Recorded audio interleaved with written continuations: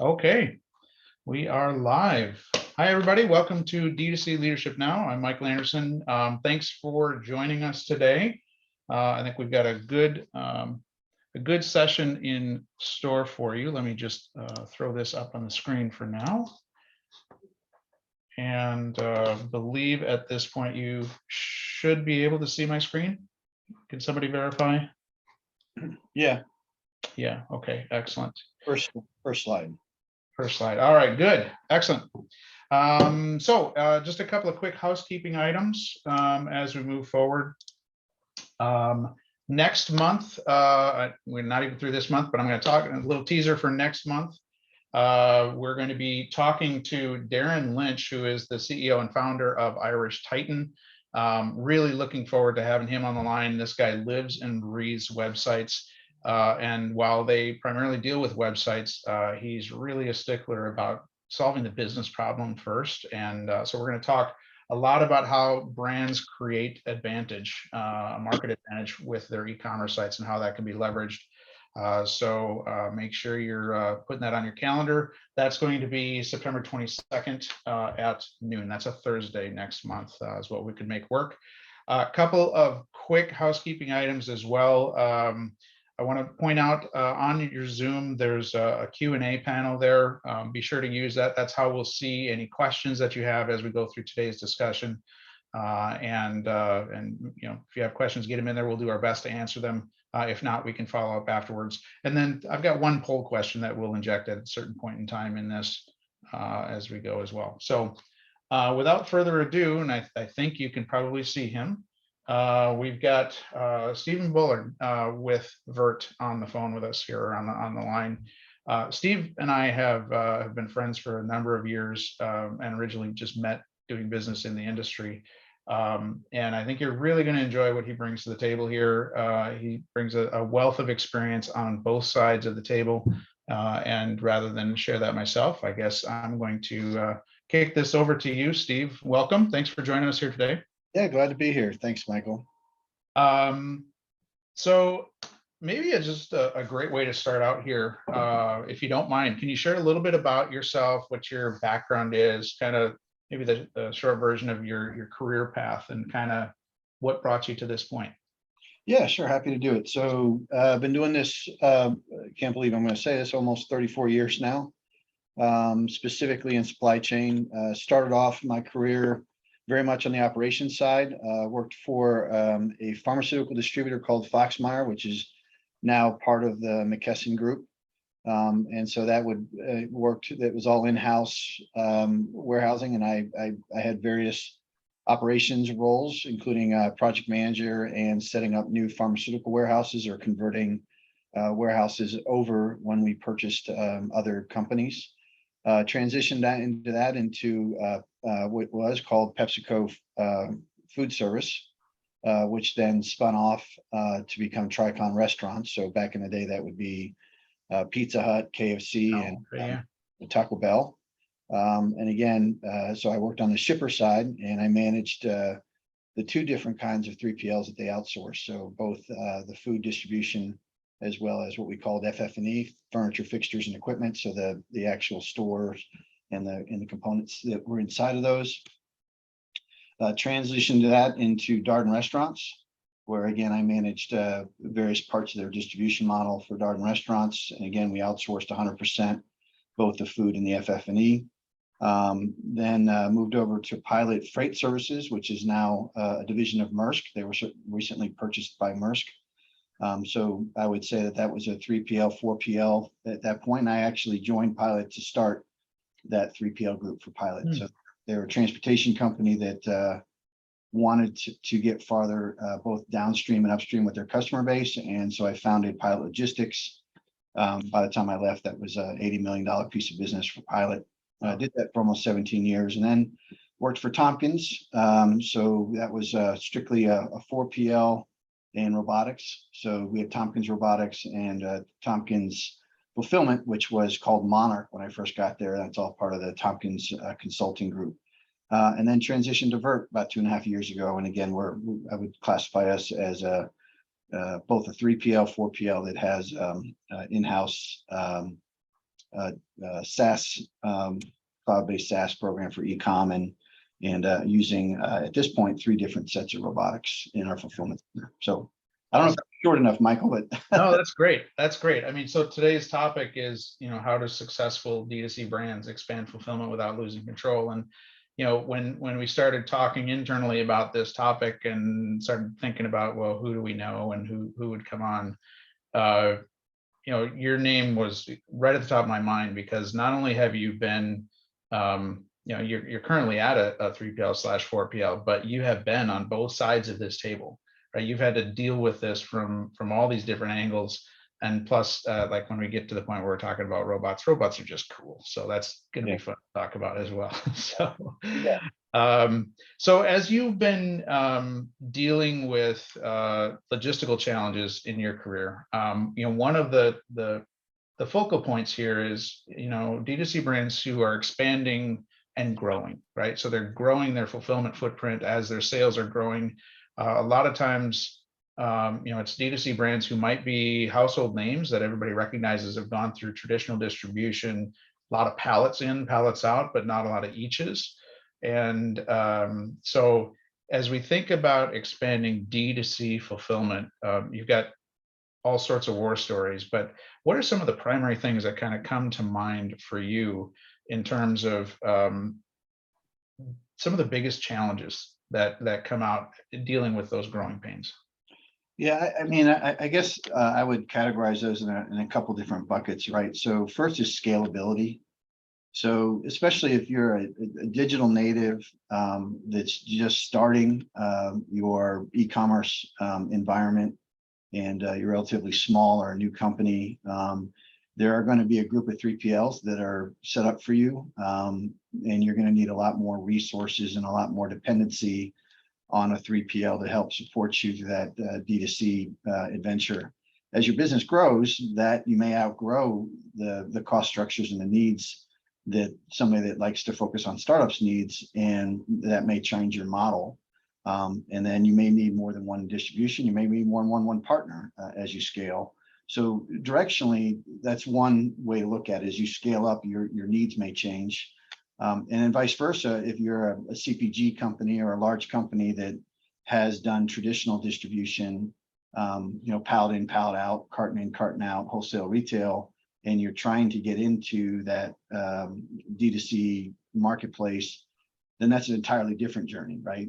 In terms of you've already got volumes and footprints, but now you got to make your ERPs support unit sales, or you need to be dependent on that, and how do you distribute and manage that relationship? And the one piece that's important, I think, is that no matter which side of that journey you start on, there are going to be growing pains as you go through it, and you need to constantly look at your network and your partnerships. And I would say that for every D2C that came to me, or digital native, and said, look, this is my business, this is what I'm going to do, no matter what promises you make yourself, you will be selling retail and wholesale at some point. When the big retailers come calling, there's no reason why you would turn down that business and that market exposure. So, and I will say, moving from a strictly D2C environment to a B2B environment is actually a bigger hurdle than vice versa, right? So if you're a traditional B2B supplier that wants to get into D2C, that transition, I think, is a little bit easier to do. And the organizations that know how to do B2B, traditionally 3PLs, are going to be equipped at some point to help you with your D2C. Not always the reverse. Not everybody that's equipped to do D2C is maybe equipped to do the wholesale or retail side of it. So.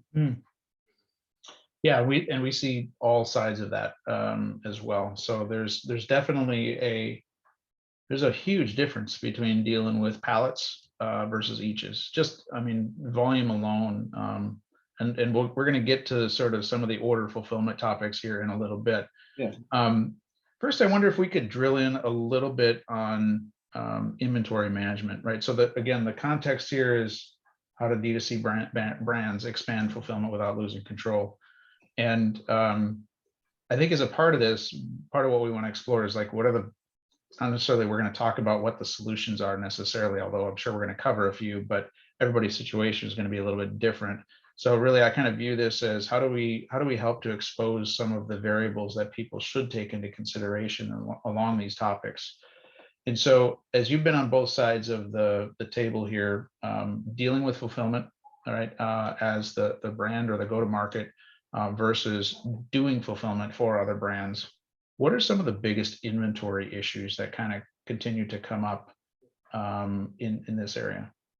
Yeah, so there's a couple obstacles or questions that, having an honest dialogue with yourself about ultimately what are you trying to achieve, right? So there's a couple scenarios that I can talk about real quick, but the questions you need to ask yourself is, at the end of the day, we talk about, the 6 or 7 things that you really want to accomplish when you're talking about fulfillment, right? So you want to make sure the right product gets shipped. You want to make sure it gets shipped at the right time. It arrives in the right condition. It arrives at the right cost.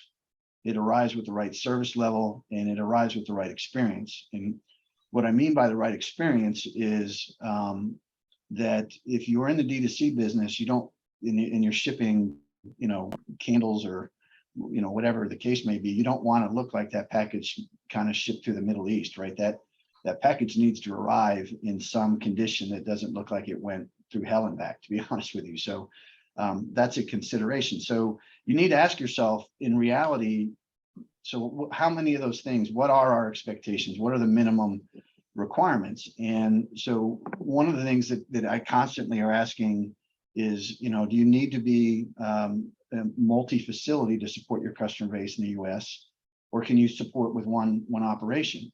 And the reality is that I know Amazon has trained the consumer that, they should be able to order something and get it next day or 2 day. But the reality is that there are plenty of brands out there that their customer base does not expect 2-day delivery. So, and 2-day delivery can be handled through a distributed network where you can effectively distribute 2-day and pay for 2-day delivery or economy delivery, or you can single source and pay expedited shipping. And as long as you can afford the expedited shipping, it still might ROI better than having 2 operations, East and West Coast. So you need to really understand your customer expectations, and then what the ROI is. How many products do you have? What's the cost of having? And there is a absolute cost to scaling to multiple facilities, not only financially, but just in terms of bandwidth and infrastructure and IT resources to support multi-location distribution, purchasing implications, blah, blah, blah. So that's one. The other is that, especially when you're outsourcing for the first time, whether you're going from an in-house solution to your first 3PL experience, or you're a digital native that has outgrown your garage, whatever the case may be, you need to come to a realization that when you do outsource, what you're doing is you're making a fixed cost to variable cost. And in order for that variable cost to make sense for you, you're going to have to be scalable, right? That's the value prop that a 3PL is going to bring to you, is fractional ownership, for lack of a better term, right? And so that needs to be scalable to be efficient and beneficial for the 3PL. Yeah. I always tell everybody, fast, good, and cheap. You only get to pick 2 of those. So you want to outsource, you want fast and good. It's not going to be cheap. If you want, cheap and fast, it's not going to be good. So you need to make a decision on how you are going to balance those 3 variables, because at the end of the day, you're only going to get 2. Yeah, that's a really interesting way to look at this in terms of fixed versus variable costs. And let's the whole format here is we're going to take it where the conversation leads. We've got topics to cover, but we're going to jump around a little bit, I think. This is when an organization is considering either doing it themselves versus outsourcing. And by the way, I don't believe in that being an or decision, right? We're going to get to that in a bit too, but let's double click on that whole concept of fixed versus variable, because when an organization is trying to figure out, do we go multi-location, I'm just verifying here, when you're talking about fixed, like if you're going to do it yourself, you've got the whole property, plant, and equipment and people problem to figure out yourself, in which case you're making a lot of fixed investments based upon perhaps even unknown volume. right? Versus outsourcing, you may have some fixed commitments, but outsourcing to a 3PL is more of a variable cost type of a scenario, right? Is that kind of what you were referring to? Yeah, absolutely. So there's a couple factors about the in-house, versus the outsourcing. So to your point, as soon as you decide to go down the in-house route, you're responsible for a lease or a building. You're responsible for staffing and managing it. You're responsible for the software, and you're committed. Those are not generally, any of those things are not variables that you can swing 50% or 30% on the drop of a hat. Yep. So you might find yourself in a building that's too small. You might find yourself in a building that's too large. The other component of that is, if you're in the business of marketing and selling something, do you really want to invest time and energy in being a logistics expert when there are so many viable options? Now, the downside, and the reason that people continue to in-house, and there's usually it's not a, you said, an either or, it's an and, right? What is the balance of in-house versus outsourcing? Is it does create flexibility. It allows you to scale up and down. It allows you to outsource expertise. What you lose is some control, right? So especially both sides of the house. Again, when I talk enterprise level all the way to digital native startups, when you're doing it in your house, you can make sure that you wrap the tissue paper a certain way and put a little handwritten note from the Parkinson family, whatever. Thanks for the order. Those are things you can do with a 3PL, but the more specialized, the more custom that you require things to be managed with your product, the more the 3PL may be unsuccessful, and the higher the price is going to get and the less scalable it is, right? So there's a balance. Even, I'll take it one step further. There are, especially, large companies that have negotiated very attractive inbound product rates. So they'll accept product from overseas, OEMs, that maybe not labeled or packaged well, but they get a really rock bottom wholesale price to buy it. And because it's in their building or their operation, they can absorb that cost to manage the inbound, repackage it, relabel it. That's going to be an incremental cost with a 3PL, and also another variable to create risk in, that's just in a sense, those are the things you need to really walk through and understand the totality of your business and where those make sense. And as you and I talked about, I mean, even the biggest distribution company that the world's ever seen, Amazon, they outsource part of their business. They outsource part of their distribution network because, again, you can always think about the 80-20 rule. They can support 80% of their business, but they've recognized there are pieces of their business that just doesn't make sense to run through Amazon, so they will outsource that business. And case in point, several of the people who are on this call in all likelihood are a part of that, right? I forget what the statistic was, but I believe it's more than 50% of Amazon sales happen from third-party merchants, right, who are handling fulfillment. So they force outsourcing to their customer base. So, fulfillment by merchant or my FBA prep. So they've said to everybody, I don't want to store your business. I'm going to gate the amount of product you bring into my fulfilled by Amazon network. And so by product, they're forcing their customer base to outsource.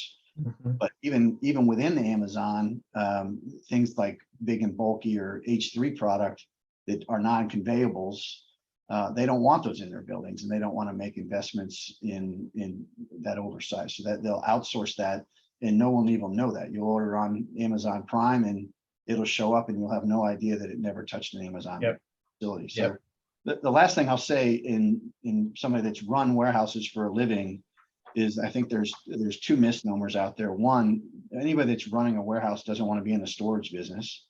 They want to be in the fulfillment business, because you make on the turns, not on the storage. The second thing is that warehouses are like nightclubs, meaning that nobody wants to be in one that's empty, and nobody wants to be in one that's too full.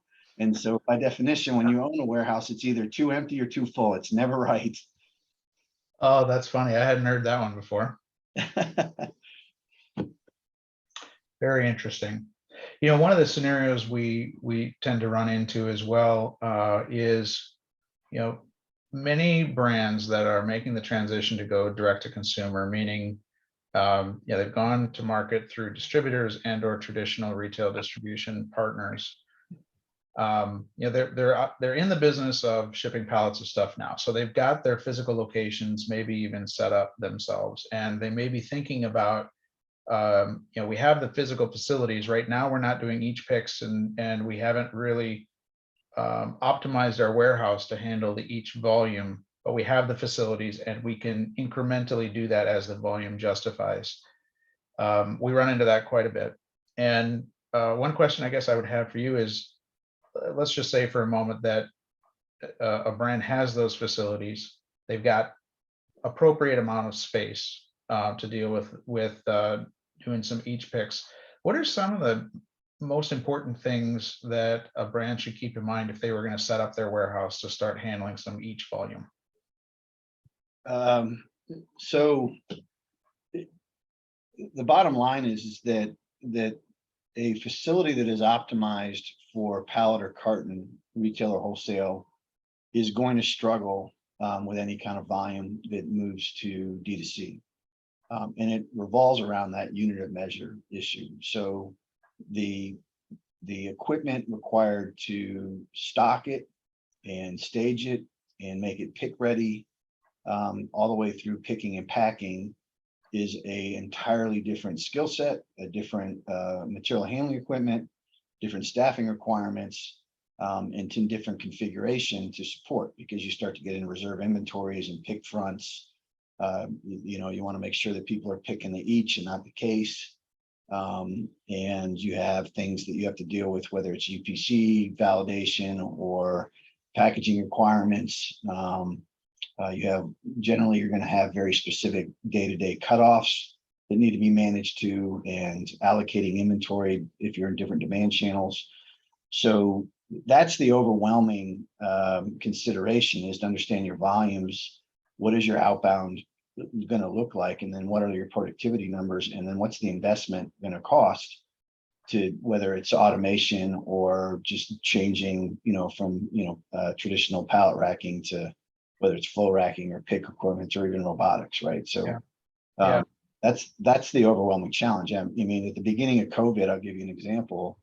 We had one of the largest brand retailers in the country, and that had more than enough capacity. They had 4 or 5 million plus square foot distribution centers that managed their store replenishment and their online sales just fine. When the stores closed and they weren't doing wholesale and store replenishment, they were now doing 100% direct to consumer online. Every one of those distribution centers choked. And they went out in April, May of 2020 and outsourced significant chunks of their D2C business to support that, just the D2C. And they were called COVID pop-ups at the time. So there's an example of even deep pocket large operations that, as soon as their model changed dramatically from a wholesale to a D2C environment, just didn't have the bandwidth or the capacity to support that different unit of measure. Can you talk a little bit about the difference of, there's an aspect of volume here that comes into play, right? Because if you're brand new to D2C, and even if you have recognizable products, like your brand is in demand because you've already got the traditional distribution channels, but if you don't know what's coming from a D2C volume perspective, that's one scenario to solve for. Matter of fact, we've got a couple of those scenarios right now where we're helping some folks sort of walk through that logic. That's one scenario versus the one who, actually was one of the ones you and I met and worked on together. That was an entirely different scenario. And the volumes in those scenarios were absolutely insane. Can you talk a little bit about the lifespan in terms of the maturity of the brand and understanding D2C volume as it relates to how do you approach this decision of in-source versus outsource? Yeah, I think that falls into, there's really 2 things that you need to look at as you start the journey. So one is just capacity at the fulfillment center. So, if you do 1,000 orders a month and you're new to the market and you think realistically that could grow to 10,000 orders a month, you want to make sure that you're partnering with a 3PL that has the ability to absorb that kind of growth. And when you contract and you're managing the process with them, most 3PLs are going to have forecast versus actual contingencies built into things like service level agreements and KPIs, meaning that if you don't negotiate that you can miss your budget or your forecast by 20%, that could absolve the 3PL from meeting service level agreements. And so you want to make sure you understand the scalability and the growth that the 3PL can support. Mhm. That's one of the reasons outsource is the idea of this, this big operation that has lots of small customers, that it creates a lot of ability to flex up and down because it's not dependent on one or two customers. That one person's up, one person's down. You manage that flux, and that's why you outsource. The other variable that you really want to look at is how much infrastructure support do you need. So if you're a true digital native or a true startup, or you're even an enterprise level company that doesn't have a division that's focused on the D2C yet, then how much infrastructure support do you need? Do you need IT people to connect your demand channels? Do you need integration support? I mean, do you have no IT department? Do you have someone that is going to be able to manage purchase orders to multiple facilities and meet the requirements of those purchase order inbound ASNs, things like that? So in addition to understanding volume and growth scalability, you understand how much infrastructure you need to support your business and how much you're willing to outsource that as well. So if you're a digital native or a small company, or you don't have a lot of infrastructure, you want to make sure the 3PL that you're going to partner with has those. Mhm. Traditionally, you're going to pay for those, but you need to have that support. You go into a 3PL agreement where they don't have a lot of infrastructure, you don't have a lot of infrastructure. I can promise you that's going to be lots of hugs and kisses at the beginning of the process, and there's going to be a lot of frustration very quickly. Yeah. So let's maybe transition this a little bit to sort of talk about inside the warehouse types of operations. Because I think some of these concepts are going to apply, whether it's a 3PL or whether it's somebody doing it themselves. They've got the space, they've got the assets, whatever. But talk to me a little bit about what are some of when you start talking about scaling the fulfillment, so going from a few dozen orders to hundreds to thousands to tens of thousands of orders per day, what are some of the inside of the warehouse operational concerns that a brand should be considering? Ultimately these considerations will weigh into, do I do it myself or do I work with a 3PL or whatever, or even what 3PL I work with. Yeah. But what are the sort of the variables that they should be acutely aware of to understand where the potential choke points might be? Yeah, and I roughly broke those into maybe 10 broad categories, right? So the first variable is you need to understand the number of distinct SKUs that you're asking somebody to support. Yeah. All right. So that has a very real impact on workload associated with that 3PL. So Yep. Number of distinct. So, you might have 400 SKUs. That's a very different scenario. You may have the exact same inventory footprint with 300 SKUs as somebody with 15,000 SKUs, but how you support and manage that in a warehouse is dramatically different. So number of SKUs is the first variable. Then obviously velocity or volume, right? So how much product is going to throughput through that warehouse? Often are inbound products going to arrive? Are they going to come in LTL shipments? Are they going to come in on truckload? Are they come in floor loaded containers? What does that inbound look like? And then what does that turnaround outbound look like? And is that outbound tied to a traditional D2C, like 2 o'clock order cutoff same day? So you need to understand volumes in that. Then the next category was, I'd say, the number of units per order, right? So how many pieces are typically on an order? So traditional D2C, generally, depending on the product mix, is going to be less than 2 pieces per order, generally on D2C. But then there are certain customers that we see that run as high as 4 or 5. Then you get into a little bit more of D2C that is starting to blend into wholesale retail, which we call store replenishment type orders. So if you're somebody shipping into maybe mom and pop stores, your piece per order might be 80 or 20. And so you need to understand that. Well, in which case you're going to have different carriers. Well, yeah, carrier Right. requirements, and that's going to change how your pack station. It's going to change what kind of robotics you may or may not use, right? So that has implications. And then the size of the product. What is the net size of the product?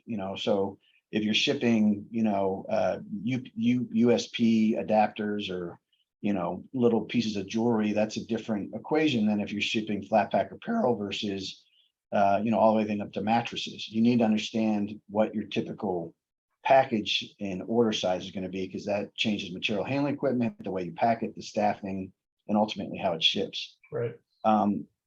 Then you need to understand all your different demand channels, which I'm going to get back to in a second.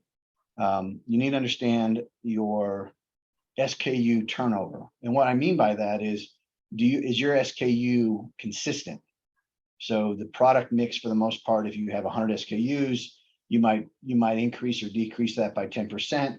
Or there are many companies out there that completely, especially on the retail side, flat pack apparel, where they may 90% of their SKU mix might be seasonally based, and they turn their product over 100%. And so for a 3PL, that's a consideration on how do they accept that information? How do you turn your SKUs? How do you make sure you're managing that turnover SKUs? Then seasonality, right? What are truly your peak seasons? And in an ideal world, what you want to do is, if your peak season, you'd like to be in a warehouse or fulfillment environment where they have clients that have alternate peak seasons. What I mean by that is, not everybody has the fourth quarter peak season, right? So, a lot of, Amazon-based customers are going to have that fourth quarter peak. They're going to have Prime days. But then there are clients that are seasonal. So beach umbrellas will pick up in the spring and die in the fall, right? That's a good complementary customer base for a lot of 3PL. Or back to school, where maybe it's children's clothing or things like that. Those are things that you want to just understand from a customer base. Do they have customers that are going to have an alternating peak seasons to allow them to support labor? And then the last one, what I just talked about a little bit before, was order cutoffs. Is your expectation that X% of your business, you're going to orders in by 2 o'clock are going to ship same day? Yeah. You have a 2 or 3 day tail. Can you support a tail?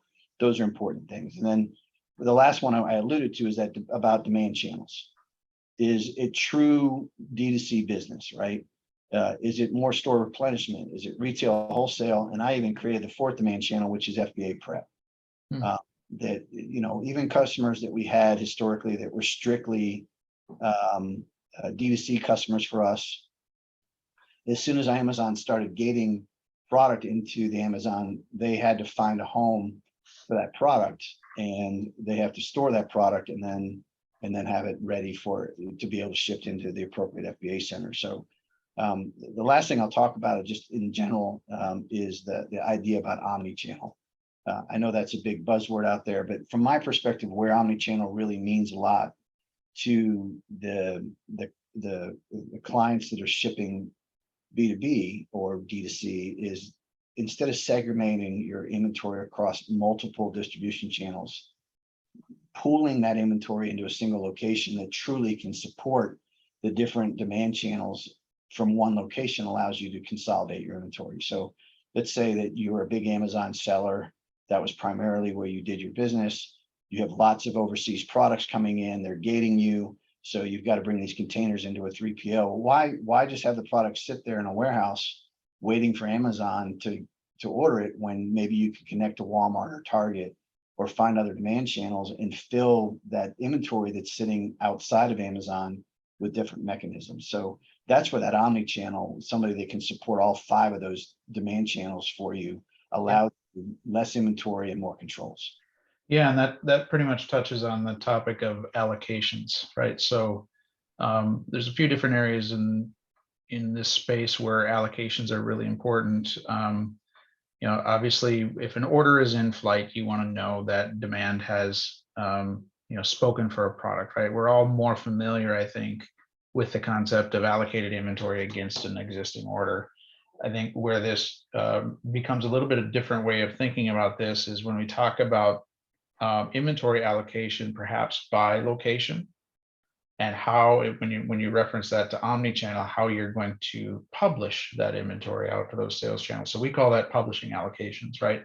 Because if you have a single unit of inventory, you may not want to publish that in 10 different places, right? Or even 10 units of product. You may not want to publish 100% of what you have to 10 different channels, because you'd be telling the world you have 10 times what you actually have. So there's a little bit of an art form and technology challenge there of how do you know where your inventory is, what's available at any point in time, and then how do you publish that inventory intelligently?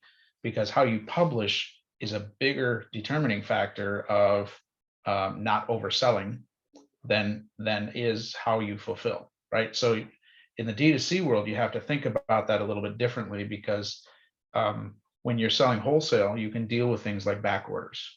But the cycle times in the D2C world are so tight, you don't get back orders in the D2C world unless maybe it's your own website and you call the customer and they're okay with waiting for it. But you talked about sort of these delivery time frames, which is the common term is SLAs. So a lot of these demand channels, Amazon, Walmart, or even big online retailers who want brands to drop ship for them, they have SLAs or expectations as to when you're going to ship product.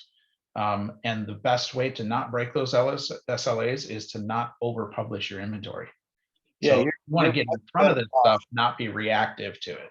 Yeah, I mean, one of the things I've learned in the last 5-6 years, especially in this kind of omni-channel world, is that you are better under committing your inventory and under committing to sales than over committing and not meeting demand. Whether it's because you get compliance fines, and at some point they're going to cut you off. And in the case of Amazon, not only do you get cut off, they turn off your demand channel, right? So that's the double whammy of Amazon. And then on D2C, I mean, we have a huge customer that's very social media. A lot of their business is Facebook based. And boy, you miss a couple orders on D2C, and the negative impact on the social media sites are off the chart, right? So that's a big deal. And the funny thing, it's not funny, but the nuance to this idea of omni-channel, it's two buckets. So you talked very directly, systemically, how do you allocate and publish your inventory, and how do you make sure that you're not overcommitting? And that's through traditional and enhanced OMS tools and PIM tools, but it's also distributed order management. And there's a lot of work being done around AI predictive tools that look at history and use AI logic to help you make those decisions. So there's systemic tools that you have to manage to that. But then more importantly, it comes back to unit of measure again. So when you're, I mean, it's not funny, but one of the things I deal with very, very consistently is the digital native or the D2C only customer comes to me and says, we're D2C only. And so every case that comes in, I break it down, I put it in eaches, I put it in racks, I use my robots, and then Pottery Barn comes a calling and they say, we're going to start shipping to Pottery Barn. And when I tell them that I've got to now rebox their product into case packs to ship to Pottery Barn, why would you break all these? These were already in cases. Well, they were for me to sell efficiently at the price point I committed to on the D2C, I had to break them down. And I don't want to have to spend the money to rebox them, so what happens is we get a lot of products now that come in on pallet and carton, and the customer quite honestly doesn't know how much of that should be allocated to D2C, how much should that be wholesale retail. And so, we work proactively to understand how much we're going to hold back in reserves and make decisions about how we start breaking that unit of measure down from pallets to cartons to eaches. Yeah. Well, you touched on something real briefly, and this is a rabbit hole that could easily take a lot of time, but everybody is curious about what's the appropriate role of robotics in fulfillment. That is just a topic. It's just kind of a sexy topic, and everybody's kind of curious about it. And I know that you have, especially over the last few years, an immense amount of experience with robotics. And I think if I could say, maybe paraphrase what you told me earlier in preparation for this, is like, it's not a magic button, right? No, it's not. And different robots have different roles, different robots have different ROIs. And I am a believer in robotics and automation. I will tell you that where I'm at right now in this time and place, and there's a really good documentary by Wall Street Journal that you can find on YouTube about this topic a little bit, but the real ROI in robots is not a financial one per se. It's about staffing availability. So what robots allow you to do, depending on the robots that you're using, is really stabilize your labor force. I mean, so if you talk to anybody in the fulfillment business right now, labor is the variable that makes everybody crazy. It's hard to find consistent staff. You move to second or third shifts or weekend shifts, the quality of the staff is challenging. The cost of that staff goes up. The reliability of that staff is hard. So labor is the overwhelming thing. And the robots do a couple things for you. One, the robots don't need breaks. They don't want to unionize. But more importantly, because those are the things everybody knows about robots, what robots do is meaning that I can bring in staff very quickly. So I can train a staff in a half a day and go put them on like a 6 Rivers robot. So that's a person to goods. They follow a robot around and they're picking at 99.5% accuracy. And they're probably picking, north of 100 units an hour, where someone traditionally, for me to throw them in a warehouse and start picking, I got to teach them locations, the warehouse layout, all the rules, how to use the scanner. They have to know how to find the product, right? Where now they're just flying a robot and pushing buttons after a half day of training successfully. And that traditionally picking, manual picking is maybe 60 units per hour, right? So that's one benefit. The other thing is, quite honestly, from a sourcing perspective, people like robots. So, in terms of recruiting and hiring, just like we all like robots, people like working with robots, and it's cool. And the warehouse is quiet. So if you came into our facility, for example, down in McDonough, there is no conveyor belt. There are no, so when you walk in there, you don't need the earplugs. It's not running, really loud. It's all electronic robotics kind of doing their thing. Yeah, you probably don't have near the forklift traffic going on. That's also nice. Exactly right. Plus, what the robots do for you is conveyor belts are a lot like warehouses too. The minute you install a $3 million sortation unit or whatever, the minute you build it, it's either too small or not in the right place, and it's a big capex to move it. Yeah.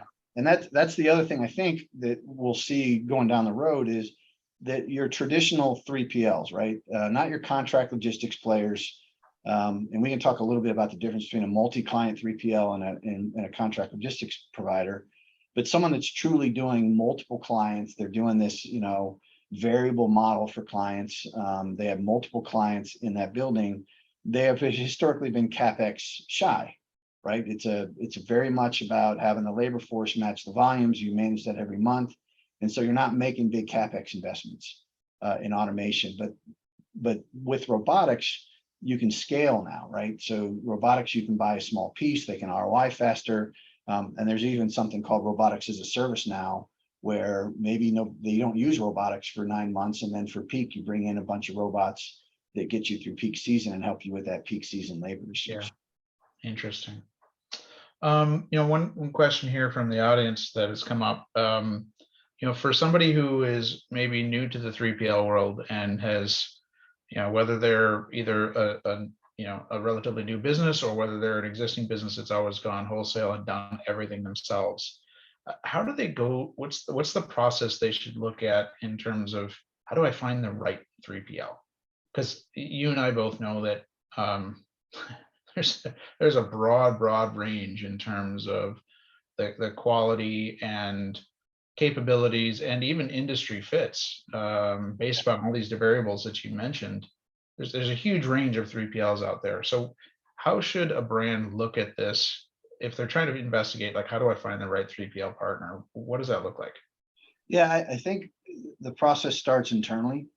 So answer the questions that are important to you. So,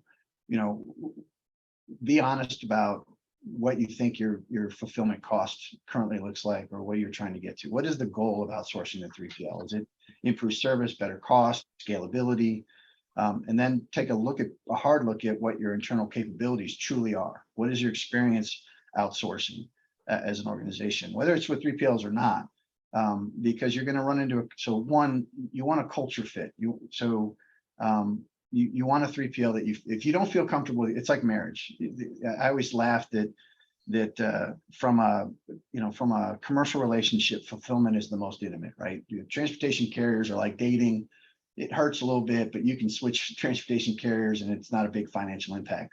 Switching 3PLs is a big deal. It's like being married, getting divorced, and paying alimony. So, go into that knowing that is going to be a couple year commitment. That financially, once you've made that commitment, it's very difficult. And when you're unhappy, you're very unhappy. So, it's people's stuff, right? So you're touching and holding and managing. So be honest about what your capabilities and expectations are. I do think it's helpful to at least in the starting process, to hire someone that has been through outsourcing, even if they don't manage the outsourcing process for you, to at least help you go through what are the things we need, what are the wants versus needs, and understand where you want to be, right? So I think it's more important that you have a 3PL that can scale with you, that the 3PL knows your business and your product, that you're not the guinea pig, that you understand of the fast, good, and cheap, what are you truly trying to accomplish?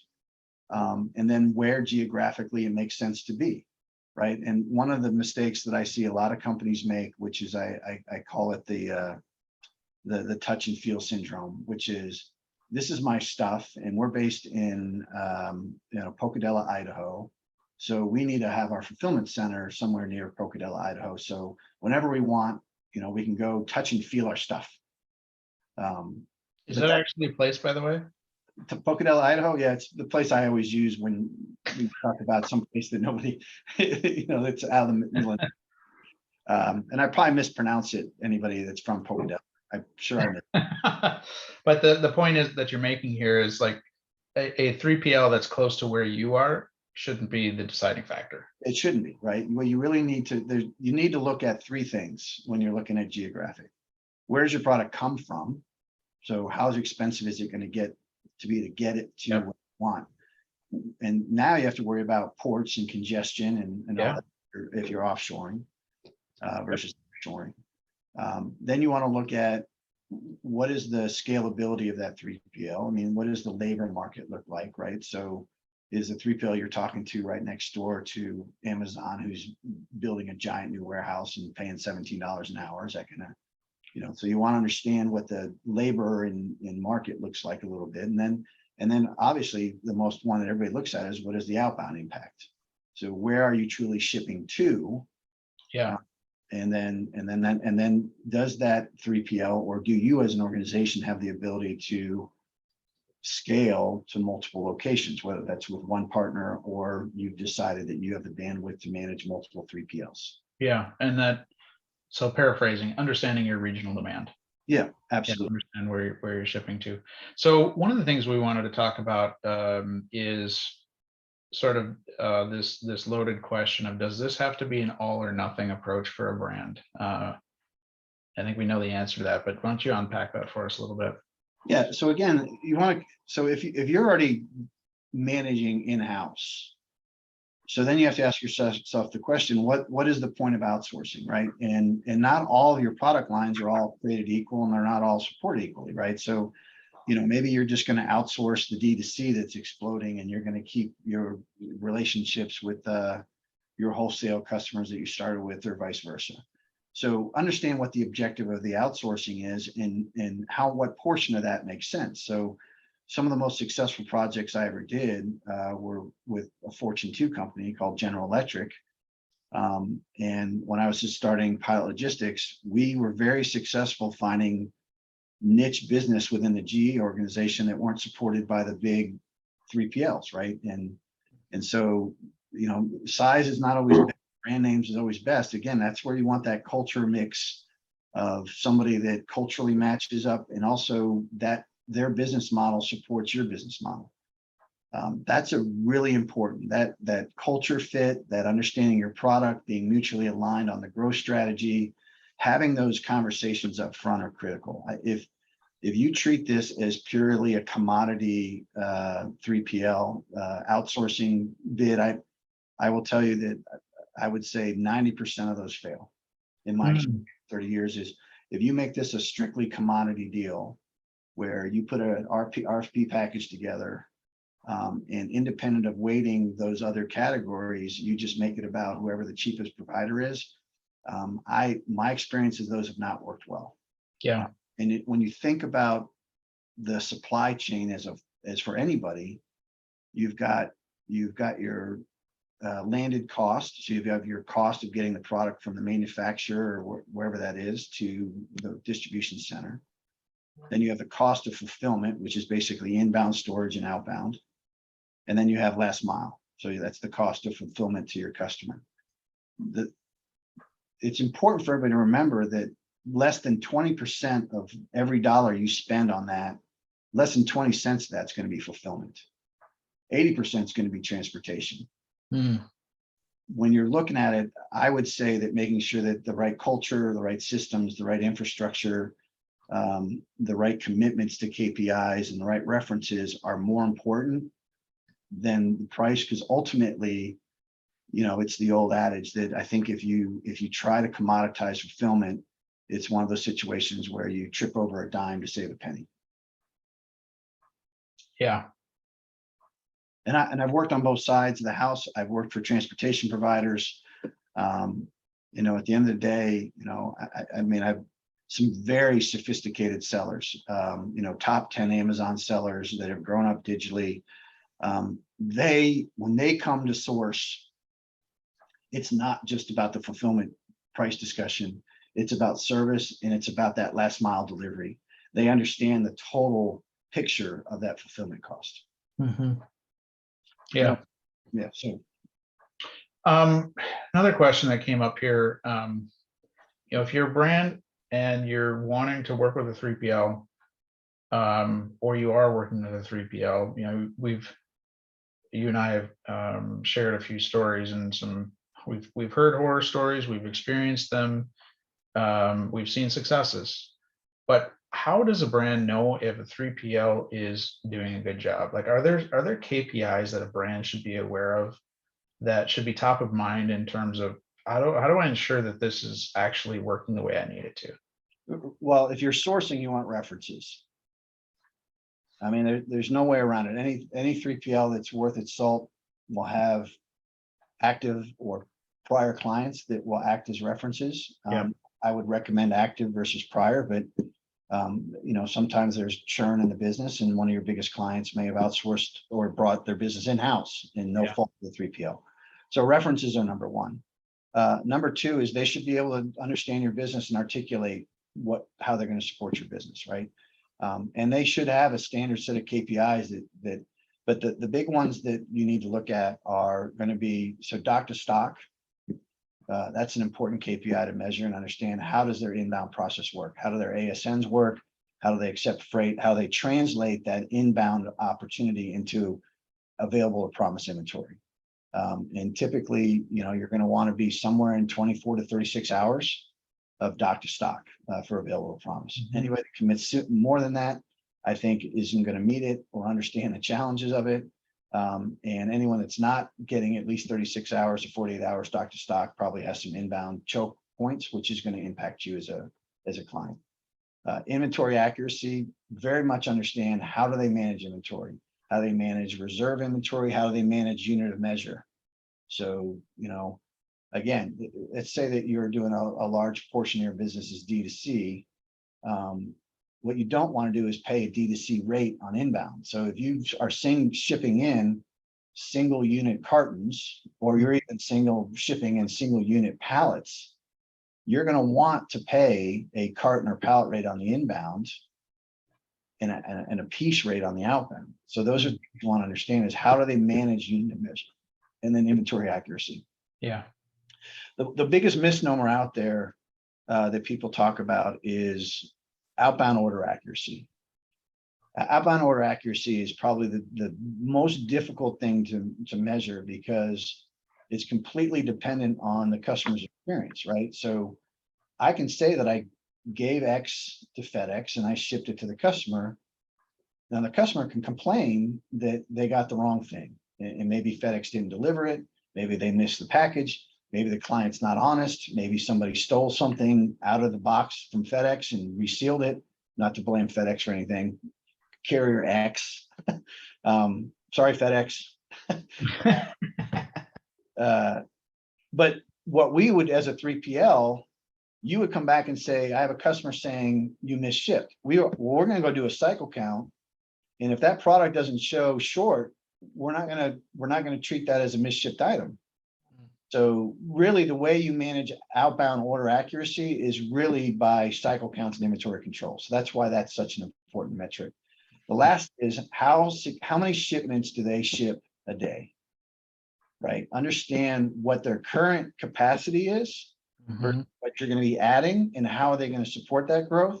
Yeah. If they do have order cutoffs like 2 o'clock, how are they meeting that 2 o'clock cutoff? What their typical tail? Yeah. Feed their order volume by 20%. How do they manage? Those are the questions I would be asking. Yeah. So in other words, don't feel guilty about really asking very detailed questions about how they're going to actually deal with these situations. Yeah, and walk the dock and talk to the people on the dock. A customer does a 3PL that doesn't let you walk the dock and talk to their people has something to hide. That's also a really good thing to know.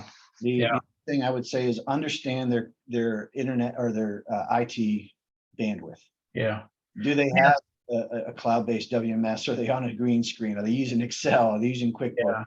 Understand their systems, understand what connectivities they have with other clients. Do they have OMSs? Do they have DOMs? Do they have their own WMS? What does their IT department look like? How do they handle integrations? Is it EDIs, API? Those are really important IT questions to understand.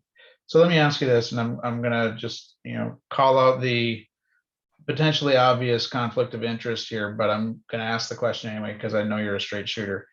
So one of the topics of today was how does a brand maintain control, right? So in looking at either a dedicated 3PL network that they're going to put together, or all of their own facilities, or a blended network of a 3PL or 2 and their own facilities, what is the most critical thing that they need to be aware of and probably invest in as it relates to maintaining control of this whole situation? To me, it's systems. It boils down to communication and connectivity. So, I'm an old guy, so I use old sayings. People respect what you inspect.